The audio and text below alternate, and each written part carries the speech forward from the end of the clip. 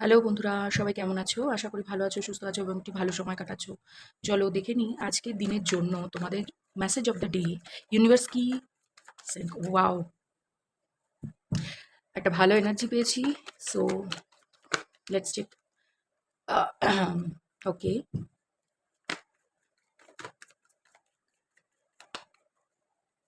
ও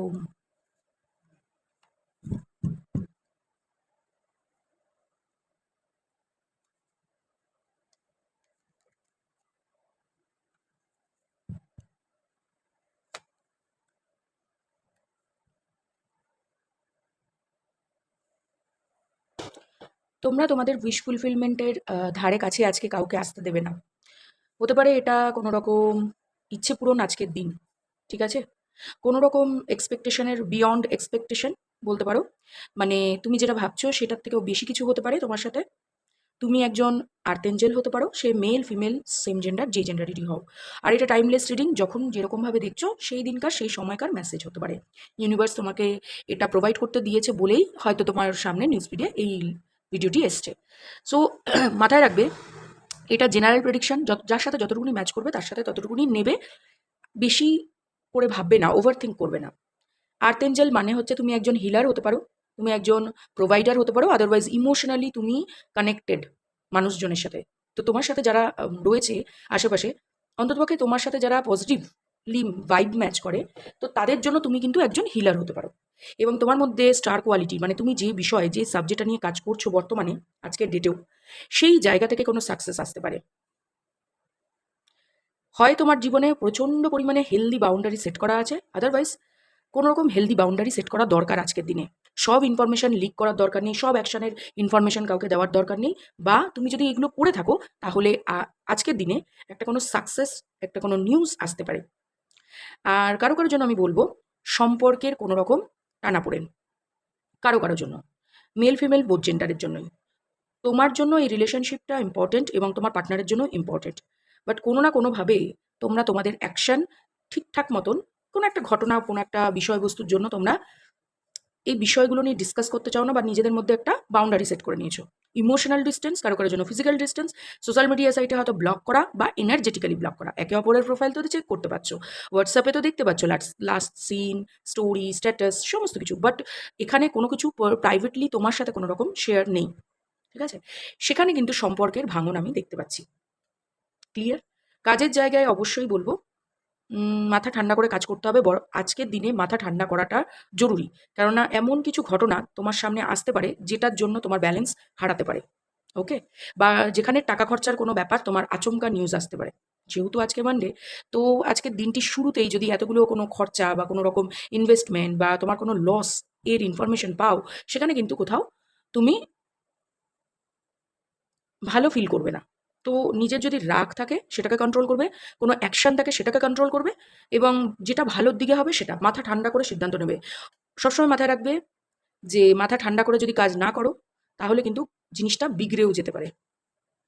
তোমার wish fulfilment সামনেই আসছে। কারো কারো জন্য আমি বলবো, যারা অনেক দিন ধরে অনেক কাজের জন্য অফার খুঁজছিলে, তো অফার আসতে চলেছে একটা নতুন স্টার্টের জন্য, এবং এটা তোমার জন্য ফ্রুটফুল রেজাল্ট দেবে, স্টার ফিগার অ্যাচিভমেন্ট দেবে। যে কাজে তুমি পারদর্শী সেই কাজের একটা অ্যাকনলেজমেন্ট আসতে চলেছে যে ইয়েস তুমি পারদর্শী।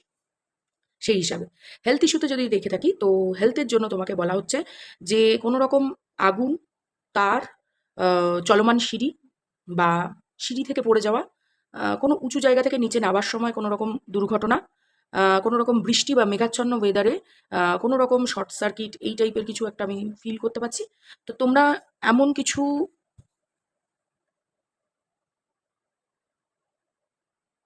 তোমরা কারো সহযোগিতা নেও যাদের শারীরিক কন্ডিশন খারাপ আজকে। তো তারা নিজের হেল্পের জন্য কাউকে সারাউন্ডে রাখবে, একা যাতায়াত বা একা কোথাও থাকবে না। প্রবলেম হতে পারে, তুমি একা হয়তো মেনটেন করতে নাও পারো। ওকে? একটু শারীরিক দিকটা সামলে চলবে।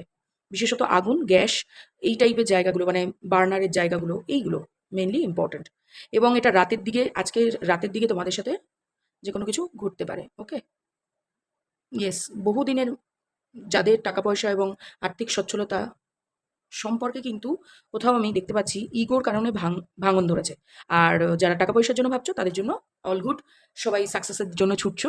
তো চলো দেখে নিই আজকের দিনের এঞ্জেলিক গাইডেন্সটা কি। এডুকেশনের জন্য বলবো অবশ্যই নিজের healthy routine, healthy boundary set করো। তুমি প্রচণ্ড পরিমাণে ওভার শেয়ারিং করছো, বা সব সমস্যার কথা বন্ধুবান্ধবদের বলার জন্য নয়, নিজের এমন কোনো প্রতিদ্বন্দ্বীকে বলে ফেলছো যেটা তোমার জন্য ক্ষতি। লিসেন টু ইউর ইনটিউশন, আমার ইনটিউশনের কথা শোনো। ইন দ্য নিয়ার ফিউচার, সামনেই কিছু ইনফরমেশন পাবে, ঠিক আছে? কিছু ইনফরমেশন আসবে। আমি ইনফরমেশন বা in the near future, healthy boundary set করো। নিয়ার ফিউচার সাকসেসের একটা নতুন পর্যায়ে তোমার মধ্যে স্টার্ট হয়ে যাবে। ওকে, এই অফার অপরচুনিটিটা তখনই গ্র্যাব করতে পারবে যদি তুমি হেলদি বাউন্ডারি সেট করো এবং নিয়ার ফিউচারে আরেকটা success. Listen to your intuition, মেডিটেশনের দরকার হবে। ইনটিউশন সবসময় কাজ করে না, যেহেতু আমরা নিজের ওপরে সেলফ ডাউটও করি। ইফ ইউ বিলিভ, তুমি সেলফ ডাউট করো, এটা বটম অফ দ্য ডেকেছিল। ইফ ইউ বিলিভ, তুমি যদি বিশ্বাস করো তাহলে এটা তোমার জন্য। Okay, unlikely within the next few months. Okay, আজকে যেই ধরনের অফার পাও না কেন, সেটা যদি গ্র্যাবও করে থাকো, তো তুমি যেই টাইপের টাকা পয়সা, যেই ধরনের স্মুথলি গাড়ি চলার ব্যাপারটা ভাবছো, সেটা খুব ধীরে ধীরে চলতে পারে কারো জন্য নিয়ার ফিউচার ফিউ মান্থস কারো।